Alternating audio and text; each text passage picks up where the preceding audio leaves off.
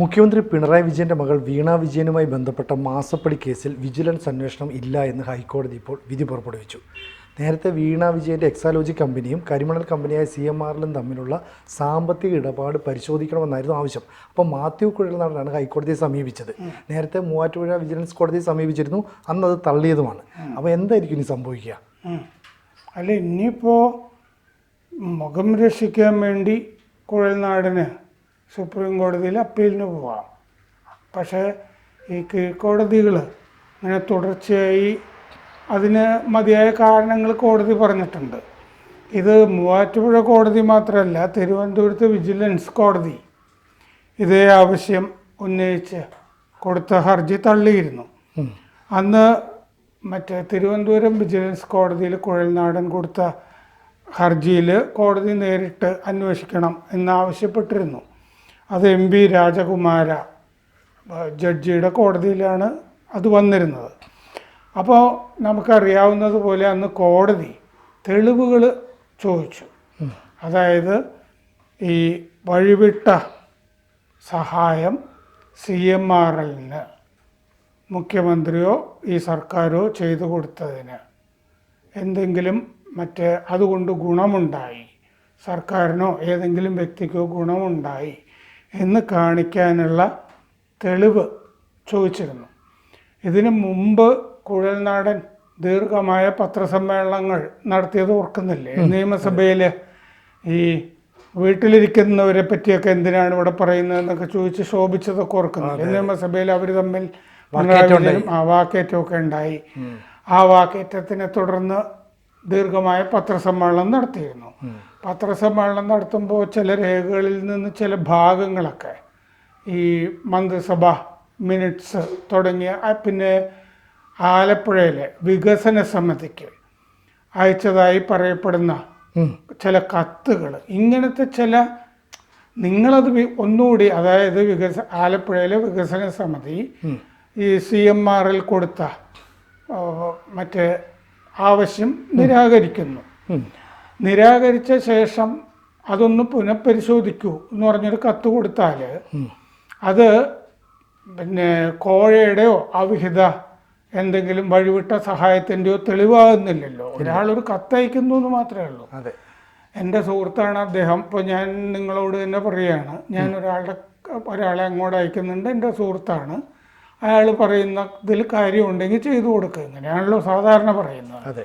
അതല്ലാതെ ആരെങ്കിലും ഇതിൻ്റെ അകത്ത് അവിഹിതമായി ഇടപെട്ടു അല്ലെങ്കിൽ കോഴ വാങ്ങിച്ചു എന്നൊന്നും തെളിയിക്കാനുള്ള ഒരു സബ്സ്റ്റൻസ് അന്ന് കുഴൽനാടൻ്റെ പത്രസമ്മേളനത്തിലും ആളുകൾ തുടരെ ചോദിക്കുന്നുണ്ടായിരുന്നു. അന്നും അങ്ങനെ, അതായത് ഈ മണി ട്രെയിൽ എന്ന് പറഞ്ഞ സംഗതി വരണമല്ലോ വഴിവിട്ട സഹായത്തിന്. ഇപ്പോൾ വേറെ കേന്ദ്ര ധനകാര്യ വകുപ്പിൻ്റെ കീഴിൽ ഒരു അന്വേഷണം ഇതുമായി ബന്ധപ്പെട്ട് നടക്കുന്നുണ്ട്. EDയുടെ റെയ്ഡും ഒക്കെ നടന്നതാണ്. പലരുമായിട്ട് ബന്ധപ്പെട്ടത് മൊഴിയൊക്കെ എടുത്തിട്ടുണ്ട് അല്ലേ? CMRL തന്നെ ഉന്നത ഉദ്യോഗസ്ഥന്മാരുടെ ഒക്കെ മൊഴിയും എടുത്തിട്ടുണ്ട്. അപ്പോൾ അതുകൊണ്ട് ഈ ചില സർവീസുകൾ അവർക്ക് എക്സാലോജിക് ചെയ്തു കൊടുത്തു CMRLന് എന്നുള്ളതിൻ്റെ പേരിൽ ചില തുകകൾ മാസപ്പടിയായി കൊടുത്തു എന്നുള്ളതാണ് ആരോപണം. അത് കേന്ദ്ര ധനകാര്യ വകുപ്പിൻ്റെ കീഴിലുള്ള സംവിധാനം അന്വേഷിക്കുന്നുണ്ട്. ആ അന്വേഷണം അതിൻ്റെ വഴിക്ക്, കാരണം അതിനങ്ങനെ വലിയ കാലപരിധിയോ ഒന്നുമില്ല, പറഞ്ഞിരുന്നെങ്കിലും ആ അന്വേഷണം നടക്കുന്നുണ്ട്. അതിൻ്റെ ഇടയ്ക്ക് ആ അന്വേഷണം നടക്കുന്നതിൻ്റെ ബാക്കി എന്താണ് വരുന്നതെന്നാണ് നോക്കാനുള്ളത്. അവർ റെയ്ഡുകൾ നടത്തിയിട്ടുണ്ട്, മൊഴികളും ഒക്കെ എടുത്തിട്ടുണ്ട്. ഇതിൻ്റെ മുകളിൽ വിജിലൻസ് അന്വേഷണം വേണം എന്നായിരുന്നു ആവശ്യം. ഗിരീഷ് കുമാർ എന്ന് പറഞ്ഞൊരാളും കോടതിയിൽ ഹർജി കൊടുത്തിരുന്നു. കളമശ്ശേരി സ്വദേശിയായിരുന്നു. അതെ, അദ്ദേഹം വേറെ കേസുകളൊക്കെ കൊടുക്കുന്ന ആളായിരുന്നു. അദ്ദേഹം മരിച്ചുപോയി. ഗിരീഷ് കുമാർ ഇപ്പോൾ ഇല്ല. അപ്പോൾ കുഴൽനാടൻ തിരുവനന്തപുരത്ത് കൊടുത്ത കേസ് ഏതാണ്ട് ഇതേ കാരണങ്ങൾ പറഞ്ഞിട്ട് തന്നെ വിജിലൻസ് കോടതി തള്ളിയിരുന്നതാണ്. ഈ വേണ്ടത്ര തെളിവുകൾ ഹാജരാക്കാൻ പറ്റിയില്ല, ധാതുമണൽ ഖനനത്തിന് വഴിവിട്ട സഹായം ചെയ്തതിന് തെളിവില്ല എന്ന് പറഞ്ഞിട്ട് തള്ളിയിരുന്നു. ചില രേഖകൾ അന്ന് ഹാജരാക്കിയിരുന്നു. പക്ഷേ ആ രേഖകളൊക്കെ ഈ പറയുന്ന തരത്തിലുള്ള ചില മീറ്റിങ്ങുകൾ, മറ്റേ വികസന സമിതി യോഗത്തിന് അയച്ച കടലാസ്, വികസന സമിതി യോഗത്തിൻ്റെ മിനിറ്റ്സ്, ഇങ്ങനത്തെ കടലാസുകളാണ്. അല്ലാതെ ഈ മണി ട്രെയിൽ എസ്റ്റാബ്ലിഷ് ചെയ്യുന്ന ഒരു വാചകവും അതിനകത്തില്ല. വഴിവിട്ട സഹായം ചെയ്ത കുറേ നാൾ സത്യത്തിൽ അനുവാദമൊന്നും കൊടുക്കാതെ ഈ ഫയല് മറ്റേ പിണറായി വിജയൻ പിടിച്ചു വച്ചിരുന്നു എന്നൊക്കെയുള്ള ആരോപണങ്ങളൊക്കെ ഉണ്ടായിരുന്നു. അതെ. പക്ഷേ അദ്ദേഹം ഇത് നിങ്ങൾ ഒന്നാമത് അങ്ങനെ ചെയ്യാൻ പറ്റില്ല. വേറൊരു സമിതി തീരുമാനിക്കുന്നതിൻ്റെ ഇടയ്ക്ക് മന്ത്രിസഭാ യോഗത്തിലൊക്കെ എന്തെങ്കിലുമൊക്കെ തീരുമാനങ്ങളൊക്കെ എടുക്കുമ്പോൾ എന്തെങ്കിലുമൊക്കെ ചെയ്യാൻ കഴിഞ്ഞു എന്ന് വരും. അതല്ലാതെ പിന്നീട് വേറെ സ്ഥാപനങ്ങളാണല്ലോ ചെയ്തുകൊണ്ടിരിക്കുന്നത്. ആ സ്ഥാപനങ്ങൾക്ക് ചെയ്യാൻ ബുദ്ധിമുട്ടാണ്. അതല്ലെങ്കിൽ ഈ CMRRL ഉടമയും പിണറായി വിജയനും തമ്മിൽ എന്തെങ്കിലും ഇടപാടുകൾ നടന്നതായിട്ട് തെളിയിക്കണം. തെളിയിക്കുന്ന എന്തെങ്കിലുമൊക്കെ വേണം, ഇല്ലേ? അതെ. ദൃശ്യങ്ങളോ ഫോൺ കോളുകളോ കോൾ റെക്കോർഡ്സോ അങ്ങനെയൊന്നും ഇതിൻ്റെ അകത്ത് തെളിവുകളായി വന്നിട്ടില്ല. പ്രഥമ ദൃഷ്ടിയ ഇതിൽ തെളിവുണ്ട് എന്ന് പറയത്തക്ക വിധത്തിലൊന്നും തിരുവനന്തപുരം വിജിലൻസ് കോടതിയുടെ മുമ്പിലും വന്നില്ല. അവിടെ തോറ്റ കേസാണ് ഹൈക്കോടതിയിലേക്ക് വന്നത്. അപ്പോൾ സാധാരണഗതിയിൽ ഈ അപ്പീൽ വരുമ്പോഴും മറ്റേ കീഴ്ക്കോടതി എന്താണ് ചെയ്തതെന്നുള്ളതും അതിൻ്റെ അകത്ത് ന്യായമായിട്ട് നോക്കുമല്ലോ. ഒരു പുനഃപരിശോധനാ ഹർജി ആണ് ഹൈക്കോടതിയുടെ മുമ്പിൽ വന്നത്. അപ്പോൾ അതിൻ്റെ അകത്ത് പിണറായിയും എതിർകക്ഷിയായിട്ട് ചേർത്തിരുന്നു. മറ്റേ വിജിലൻസ് കോടതി അന്ന് ഇത് തള്ളുമ്പോൾ ഈ ഹർജി, കുഴൽനാടൻ്റെ ഹർജി രാഷ്ട്രീയ പ്രേരിതമാണ് എന്നതിൽ പറഞ്ഞിരുന്നു. ആ വാചകം രാഷ്ട്രീയ പ്രേരിതമാണെന്ന് വിജിലൻസ് കോടതി പറയേണ്ടിയിരുന്നില്ല എന്ന് ഹൈക്കോടതി ജഡ്ജി K. ബാബു പറഞ്ഞിട്ടുണ്ട്. അപ്പോൾ ഇതിൽ നിന്ന് ആകെ കുഴൽനാടന് കിട്ടുന്ന ഗുണം, കുഴൽനാടൻ രാഷ്ട്രീയ പ്രേരിതമായിട്ടാണ് ഇത് ആരോപിച്ചത് എന്ന് വിജിലൻസ് കോടതി പറഞ്ഞത് ഇതിൽ നിന്ന് ഡിലീറ്റ് ചെയ്യപ്പെടുന്നു. ഇപ്പോൾ രാഷ്ട്രീയ പ്രേരിതമായിരുന്നോ എന്ന് ചോദിച്ചു കഴിഞ്ഞാൽ അത് കോടതി രേഖകളിൽ രാഷ്ട്രീയ പ്രേരിതമാണ് എന്ന് പറയത്തക്ക വിധത്തിലൊന്നും ഉണ്ടാവില്ല. പക്ഷേ CPM ഇത് രാഷ്ട്രീയ പ്രേരിതമാണ് എന്ന് പറയുമല്ലോ. അതെ. അപ്പോൾ സാറേ, ഇപ്പോൾ ഇതിനകത്ത് ഇപ്പോൾ ഇങ്ങനൊരു 185 കോടി രൂപയുടെ മറ്റോ അഴിമതി ആരോപണം ഉണ്ടാകുകയും അത് വലിയ ചർച്ചയായി മാറുകയൊക്കെ ചെയ്താൽ, അപ്പം ഇവർ ഇത്തരത്തിലുള്ള ഇടപാടുകളൊന്നും നടത്തിയിട്ടില്ല എന്നാണ് വരുത്തി തീർക്കുക. അതായത് CMRലും വീണയുടെ എക്സാലോജി കമ്പനിയും തമ്മിലുള്ള ഇടപാടുകൾ, സാമ്പത്തിക ഇടപാടുകൾ പരിശോധിക്കണമെന്നായിരുന്നല്ലോ ആവശ്യം. അപ്പം അത്തരം കാര്യങ്ങൾ അവിടെ ഒരു കള്ളത്തരം നടന്നിട്ടില്ല, കൈകൾ പരിശുദ്ധമാണ് വീണയുടെ കമ്പനിയുടെ എന്നൊക്കെ വരും. അത് ഇതിൽ നിന്ന് വരില്ല.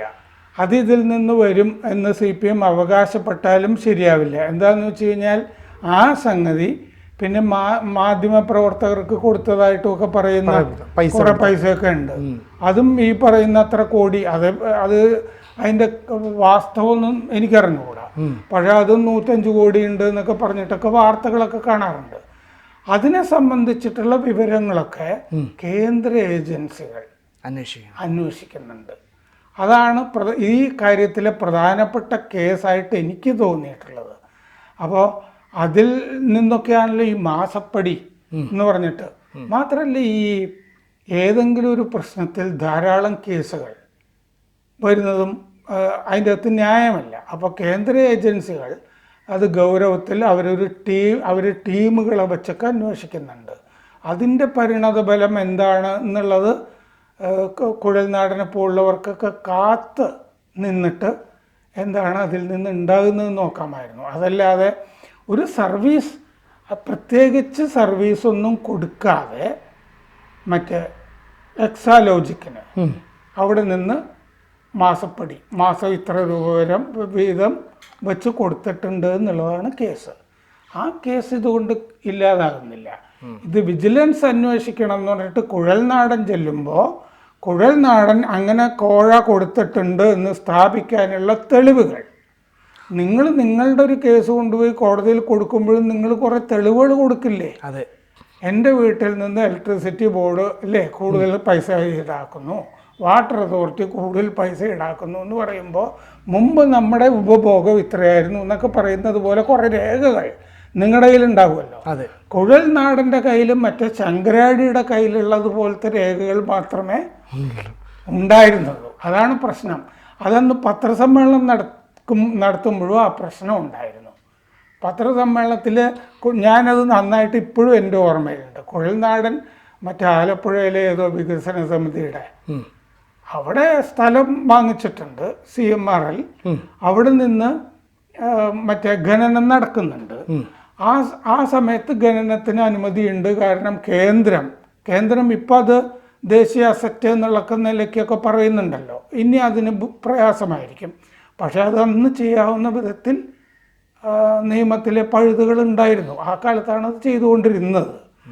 അത് പിന്നെ ദേശീയ അസറ്റായിട്ട് കണ്ടിട്ട് ഖനനം നടത്താൻ പാടില്ല എന്ന് പറഞ്ഞൊരു നിയമോ ഉണ്ടായിരുന്നെങ്കിൽ അതങ്ങനെ നടപ്പാവുമായിരുന്നു. കേരളം അതിന് അനുവാദം കൊടുത്തിരുന്നത് അങ്ങനെ നടത്താം എന്നുള്ള ഒരു നയം ഉണ്ടായിരുന്ന കാലത്താണ് കൊടുത്തുകൊണ്ടിരുന്നത്. പിന്നെ ആ കാലത്ത് ഈ കോഴ എന്തെങ്കിലും നടന്നിട്ടുണ്ടോ അത് എക്സാലോജിക്കുമായിട്ട് ബന്ധപ്പെട്ടതാണ്. പിണറായി വിജയൻ അപ്പോഴും നേരിട്ട് വാങ്ങിച്ചു എന്നുള്ളതിന് തെളിവ് കുഴൽനാടനോ വേറെ ആരെങ്കിലുമോ അങ്ങനെ ഒരു ആരോപണം കേന്ദ്ര ഏജൻസികൾ പോലും ഇതുവരെ കണ്ടെത്തിയിട്ടില്ല. ആ രീതിയിലേക്ക് അന്വേഷണം പോയിട്ടില്ല. ആകെയുള്ളത് ഈ മാസപ്പടി എക്സാലോജിക്കിന് CMRL പണം കൊടുത്തതിന് ചില തെളിവുകൾ രേഖകളൊക്കെ ഉള്ളതായിട്ട് പറയുന്നു. അത് കേന്ദ്ര ഏജൻസികൾ അന്വേഷിച്ചുകൊണ്ടിരിക്കുകയാണല്ലോ. എവിടം വരെ എത്തുന്നു എന്ന് നോക്കാം. കൂടുതൽ വാർത്തകളും വിശേഷങ്ങളും നിങ്ങളിലേക്ക് എത്താൻ ABC മലയാളം സബ്സ്ക്രൈബ് ചെയ്യുക, ബെൽ ബട്ടണും അമർത്തുക.